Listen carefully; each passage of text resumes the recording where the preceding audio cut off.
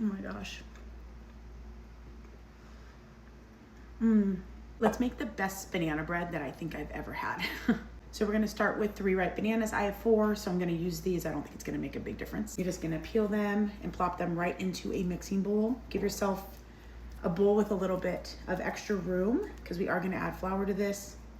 But I'm gonna get these all in here and I'll show you the next step. We're gonna add 2 eggs.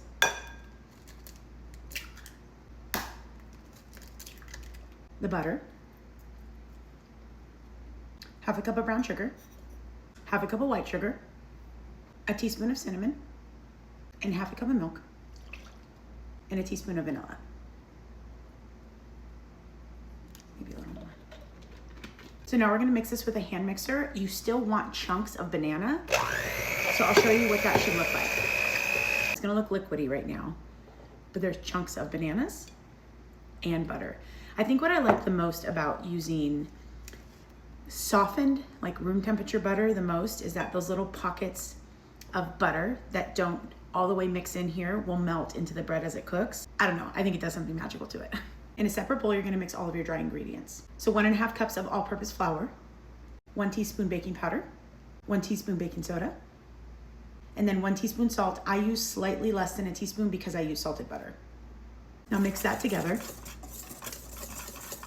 Now it's time to add our dry ingredients into our wet mix. We're gonna slowly incorporate this, and I'm not gonna use a hand mixer for this. I'm gonna just fold it in with a spatula. So just a little bit at a time. So you're gonna stir in the flour until it's just barely incorporated, and it should look like this. So now what I'm gonna do is take a little bit of softened butter, and I'm gonna line our bread pan. You could use olive oil, spray, avocado. You could use a baking spray with flour in it. Whatever your preference is, you could even line it if you wanted to with parchment paper. So whatever your preference is here, go ahead and do that. So now that our bread pan is all buttered up, we're gonna add in the batter.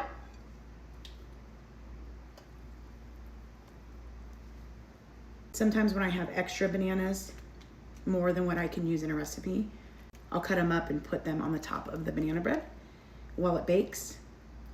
And it's delicious. You really can't go wrong with whatever you do to banana bread. So now we're gonna pop this in the oven at 355 degrees for 40 to 45 minutes. If you're using a digital thermometer, you are looking for an internal temperature of above 200 degrees.